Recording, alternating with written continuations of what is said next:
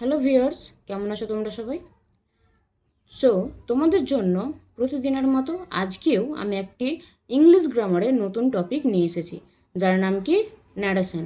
Narration কাকে বলে? Narration হচ্ছে আমাদের একটি ইংলিশ গ্রামারের একটি পার্ট, গুরুত্বপূর্ণ পার্ট, যার দ্বারা আমরা জেনে থাকি কি কাজটি কিভাবে হচ্ছে, কে করছে, কার কথা কিভাবে বলা হচ্ছে, বিশেষ করে কথা, উক্তি যাকে বলা হয়। ন্যারেশনের বাংলা উক্তি, মানে বিশেষ করে বলা হয়, জানানো হয় যে কার কথা আমরা কাকে কিভাবে বলছি, ডাইরেক্টলি বলছি না ইনডাইরেক্টলি বলছি, সেই বিষয় আশয় নিয়েই আমাদের এই ভিডিওটি। তো যদি তোমরা চ্যানেলে নতুন হয়ে থাকো, তাহলে অবশ্যই চ্যানেলটিকে লাইক, কমেন্ট এবং শেয়ার করে পাশের বেল আইকনটি প্রেস করে আমাদের সাথে থেকো। আমাদের চ্যানেলটির নাম হচ্ছে ক্লাস ক্লেভার। সো চলো শুরু করা যাক। Let's start. তাহলে ন্যারেশন জিনিসটা কি? ন্যারেশন হলো একজনের কথা অন্যজনের কাছে সরাসরি, ডাইরেক্ট বা পরোক্ষভাবে, ইনডাইরেক্ট প্রকাশ করার পদ্ধতি। তাহলে কি বলছে? ন্যারেশন কি? ডাইরেক্ট, ডাইরেক্ট বা ইনডাইরেক্ট, এই দুটো জিনিস আমাদের কাছে মেন। ডাইরেক্ট বা ইনডাইরেক্টভাবে প্রকাশ করার পদ্ধতি হলো ন্যারেশন। সহজভাবে যদি বলি তাহলে কি বলা যায়? স্পিকারের কথাকে অন্য কারোর কাছে প্রকাশ করার নিয়মকেই ন্যারেশন বলে। কি বললাম? স্পিকারের কথাকে স্পিকারের কথাকে অন্য কারোর কাছে অন্য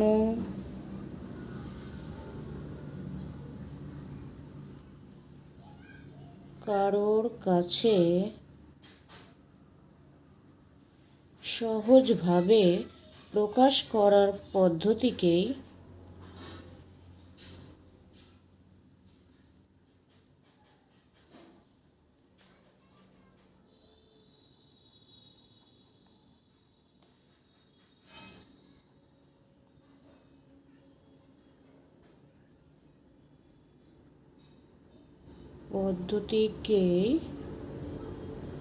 ন্যারেশন বলে। তাহলে কি দেখলাম? ন্যারেশন কাকে বলে? ন্যারেশন হলো একজনের কথা অন্য জনের কাছে সরাসরি, মানে ডাইরেক্ট, বা পরোক্ষভাবে, মানে ইনডাইরেক্ট প্রকাশ করার পদ্ধতি। মানে ধরো তুমি একটা কথা বললে এবং তোমার কথাটাকেই অন্য জনের কাছে হয়তো ডাইরেক্টভাবে, মানে সরাসরি হুবহু কথা, বা ইনডাইরেক্টভাবে, বা কথাটাকে কিছুটা ঘুরিয়ে কথাটা আদান প্রদান করার যে মাধ্যম, সেটাকে বলা হয় ন্যারেশন। আর ন্যারেশনের বাংলাটা কি? ন্যারেশনের বাংলা হচ্ছে উক্তি পরিবর্তন। উক্তি পরিবর্তন। ন্যারেশনের বাংলা হচ্ছে উক্তি পরিবর্তন, মানে ন্যারেশন চেঞ্জ। আমি এখানে ন্যারেশন লিখে রেখেছি। ন্যারেশনের বাংলা উক্তি, আর ন্যারেশন চেঞ্জের বাংলা হচ্ছে উক্তি পরিবর্তন। তো আমি এখানে পরিবর্তনটাও লিখে দিলাম। তাহলে আমরা জেনে নিলাম যে ন্যারেশন কাকে বলে। চলো এবার পরের ধাপ জেনে নেওয়া যাক যে ন্যারেশন কত প্রকার। তবে তার আগে আমরা একটা উদাহরণ দেখে নিই। উদাহরণ হিসেবে আমরা কি ধরব? এক্সাম্পল, আমরা প্রথমেই বলেছি, দেখো ন্যারেশন হলো একজনের কথা অন্যজনের কাছে সরাসরি বা পরোক্ষভাবে প্রকাশ করার পদ্ধতিকে ন্যারেশন বলে। সহজভাবে বললে স্পিকারের কথাকে অন্য কারোর কাছে সহজভাবে প্রকাশ করার পদ্ধতিকে ন্যারেশন বলে। তো এইটা একটা উদাহরণ দিয়ে বুঝে নিই কি বল। তো চলো আমরা একটা এক্সাম্পল দেখে নিই। এখানে বলছে Ram said I am busy. কিসে আছে? ডাইরেক্টে। এটাকে আমরা কি করব? ইনডাইরেক্ট। তাহলে কি করব? Ram said that he was busy. কি করে হয়? রাম বসলো, সেড বসলো, দ্যাট কোথা থেকে এলো? দ্যাটটা লিঙ্কার, দ্যাটটা লিঙ্কার। এটা কি করছে? বর্ণনা করছে। বর্ণনাতে লিঙ্কার কি হয়? দ্যাট হয়। সচরাচর বর্ণনাতীত শব্দে বাক্যে লিঙ্কার হিসেবে দ্যাট বসে ন্যারেশনের ক্ষেত্রে। আর আইটা হচ্ছে, এটা হচ্ছে কি পুরোটাই রিপোর্টেড স্পিচ, রিপোর্টেড স্পিচ। আর এটা হচ্ছে কি রিপোর্টিং ভার্ব। এটা হচ্ছে রিপোর্টেড স্পিচ, এটা হচ্ছে রিপোর্টেড স্পিচ, এটা হচ্ছে রিপোর্টিং ভার্ব। তো এখানে যে রিপোর্টেড স্পিচে যে আই অ্যাম আছে, মানে সাবজেক্ট আর ভার্ব আছে, সেই সাবজেক্ট আর ভার্বটা কী হিসেবে পরিবর্তন হবে? এই যে এখানে রিপোর্টিং ভার্বে যে সাবজেক্ট আর ভার্ব আছে সেই অনুযায়ী পরিবর্তন হবে। তো এখানে কি আছে? রাম। রামটা কি? থার্ড পারসন সিঙ্গুলার নাম্বার, একটি নাম বোঝাচ্ছে। আর এখানে নামের পরিবর্তে মানে নাউন বোঝাচ্ছে। নাম মানে কি? নাউন বোঝাচ্ছে। এবার আমি নামের পরিবর্তে বসাবো। নামের পরিবর্তে কি বসবে? প্রোনাউন। নাউনের পরিবর্তে বসে প্রোনাউন। তো রামটা হচ্ছে নাউন, রামের পরিবর্তে বসবে তার প্রোনাউন। তো রামের প্রোনাউন কি হবে? হি। তো সেই ক্ষেত্রে এই আই থেকে হয়ে গেছে হি। আর অ্যাম, এটাও কিসের সাথে পরিবর্তন হবে? এটার সাথে। সেড, সেডটা হচ্ছে কি পাস্ট ফর্ম, সে থেকে সেড। তো পাস্ট ফর্মে পরিবর্তন হবে। এখানে আছে অ্যাম, এটা আছে প্রেজেন্টে। তো এটার পাস্ট কি হবে? ওয়াজ। বিজি থেকে বিজি। তাহলে এটা কি হয়ে গেল? Indirect, indirect, indirect speech. বোঝা গেল? Indirect speech. চলো চলো এবার আমরা জেনে নিই, কি জানবো এবার? ন্যারেশন কত প্রকার। কি জানবো? 2 নম্বর, ন্যারেশন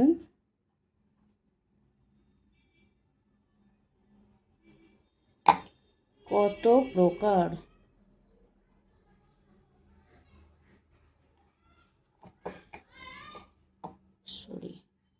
ন্যারেশন প্রধানত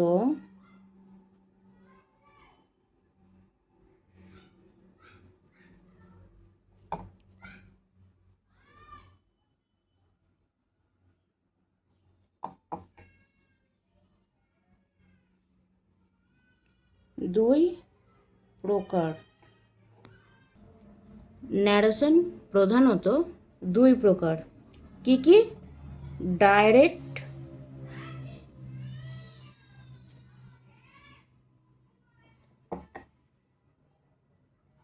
ইনডাইরেক্ট।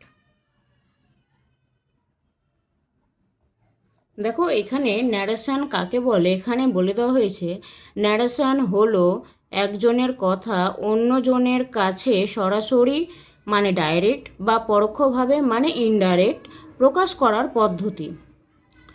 সরাসরিও বলতে পারো বা তার কথাকে ঘুরিয়েও বলতে পারো। সরাসরি কোনটা? রাম সেড মানে রাম বলেছিল। কি বলেছিল? আই এম বিজি, আমি ব্যস্ত আছি। এই কথাটাকে যদি ঘুরিয়ে বলা হয়, যদি নিজের ভাষায় বলো তাহলে কি বলবে? Ram said that he was busy. যখন কারোর কথা হুবহু তুলে ধরবে, যখন কারোর কথা হুবহু একদম সেম টু সেম সেই লাইনে তুলে ধরবে, তখন অবশ্যই সেখানে ইনভার্টেড কমা থাকবে, ইনভার্টেড কমা থাকবে। কারণ আমরা যদি কারোর কথা তুলে ধরি সেখানে আমাদের উক্তি চিহ্ন দিতে হয়। বাংলার ক্ষেত্রেও দেখবে বাংলাতে অনেক কবিদের কথা বা লাইন যদি নোট লেখার সময় আমরা প্রকাশ করে থাকি তাহলে কি করি? তাদের কথাটা যখন প্রকাশ করি হুবহুভাবে তখন আমরা উক্তির মধ্যেই রাখি, মানে কোটেশনের মধ্যেই রাখি। এটা আমাদের অনেক টিচাররাই বলে দেন। আর যখন আমরা সেই কথাটাকে ঘুরিয়ে বলবো মানে নিজের ভাষায় বলবো, উক্তির মধ্যে বলছি মানে কি আমি তার কথাটা সেম টু সেম বলছি। আর উক্তি ছাড়া যদি আমি বলি তাহলে আমি তার কথা সেম টু সেম বলছি না, আমি কি করছি? কথাটাকে ঘুরিয়ে নিজের ভাষায় বলছি। যেমন Ram said that he was busy, তাই তো? এখানে কি বলছে? রাম বলেছিল আমি ব্যস্ত আছি। এখানে কি বলছি? রাম বলেছিল যে সে ব্যস্ত আছে, তাই তো? আমরা সচরাচর এটাই বলে থাকি যে অন্যের কথা হুবহু বেশি বলার থেকে আমরা কি করি? তাদের কথাটাকে একটু ঘুরিয়েই বলি, নিজের ভাষাতেই বলি। যেটা আমরা নিজের ভাষায় বলি সেটা হচ্ছে ইনডাইরেক্ট, আর যেটা আমরা করে থাকি মানে সরাসরি বলে থাকি সেটা হচ্ছে ডাইরেক্ট। বোঝা গেল? তাহলে তোমরা ডাইরেক্ট আর ইনডাইরেক্টের সংজ্ঞা এখানেই পেয়ে গেলে, এই ক্লাসেই পেয়ে গেলে। আমি আর সেটা লিখে দেখাচ্ছি না, আমি এবার অন্য একটা প্রশ্নে চলে যাই। চলো, নেক্সট প্রশ্ন।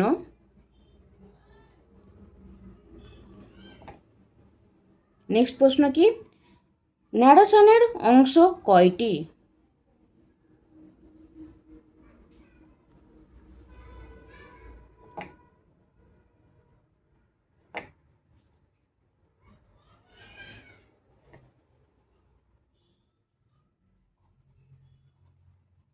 ন্যারেশনের অংশ কয়টি?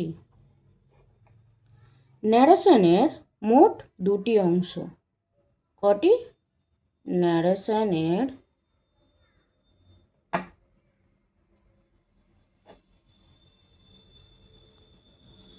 মোট দুটি অংশ। কি কি?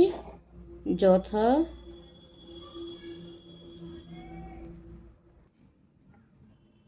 এক নম্বর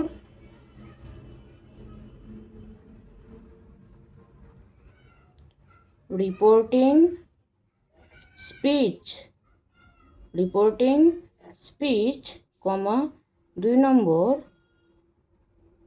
রিপোর্টেড স্পিচ, রিপোর্টেড স্পিচ। তাহলে আমরা ন্যারেশনের কটি অংশ জানলাম? দুটি অংশ। কি কি? রিপোর্টিং স্পিচ আর রিপোর্টেড স্পিচ, তাই তো? চলো নেক্সট, রিপোর্টিং স্পিচ কাকে বলে?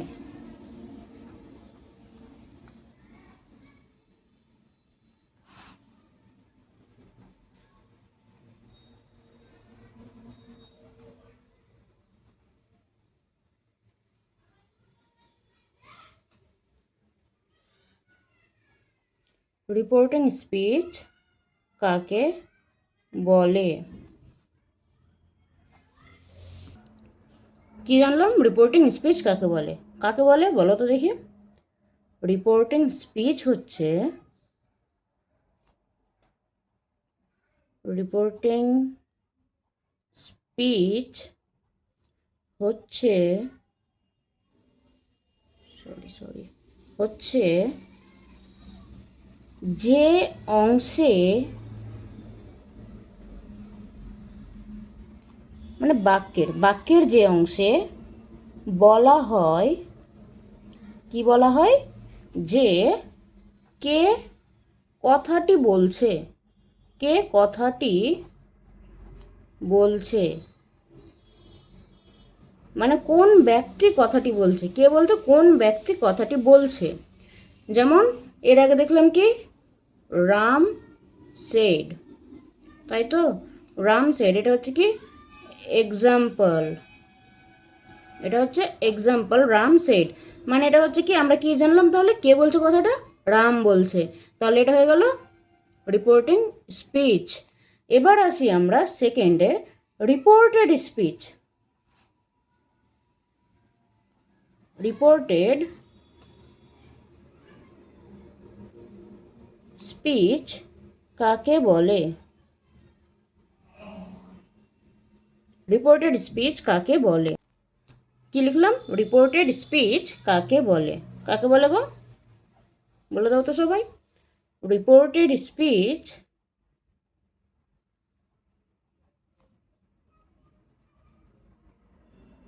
হচ্ছে যে অংশে বক্তার মূল কথা থাকে,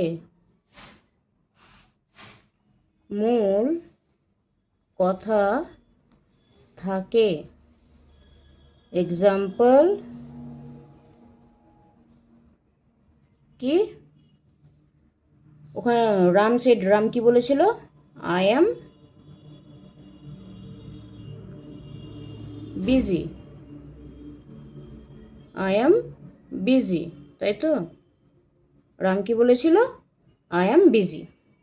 তাহলে এটা হচ্ছে কি রামের মূল কথা, যেটাকে আমরা পরিবর্তন করে থাকি, যেটাকে আমরা পরিবর্তন করে থাকি।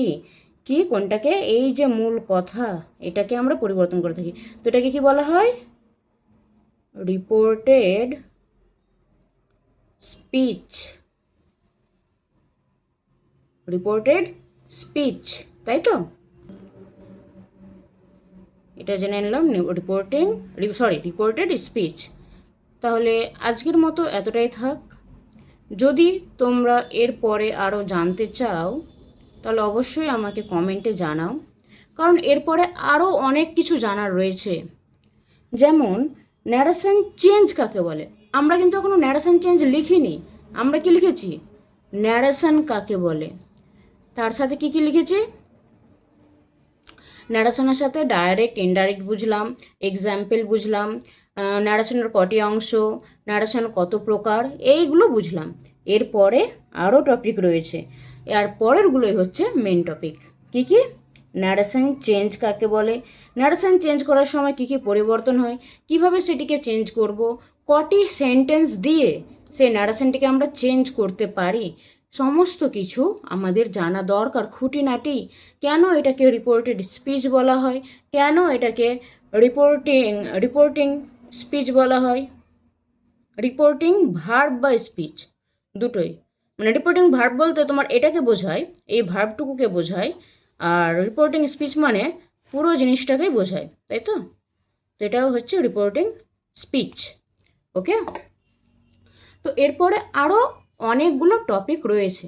তো যদি তোমাদের মনে হয়ে থাকে যে এই ভিডিওটা হেল্পফুল, আমাদের কাজে আসছে, আমাদের দরকার ক্লাস 9-10-এর জন্য, স্পেশালি 9-10-11-12, যদি তোমাদের মনে হয়ে থাকে এরকম যে হ্যাঁ আমাদের সত্যিই প্রয়োজন আছে, তাহলে অবশ্যই আমাকে কমেন্টে জানাও। আমি পরে আরও তোমাদেরকে এরকম বিষয় নিয়ে জানান দিতে থাকবো, আমি তোমাদেরকে আরও জানাতে থাকবো। তো চলো আজকের মতো টাটা। যদি ভিডিওটি ভালো লেগে থাকে তাহলে অবশ্যই লাইক, কমেন্ট আর শেয়ার করে দাও, তোমার অন্যান্য বন্ধুদেরও পাঠিয়ে দাও। যদি মনে হয় যে হ্যাঁ সত্যি এটা হেল্পফুল হলো, কিছুটা জানতে পারলাম, তাহলে অবশ্যই পাঠিয়ে দাও।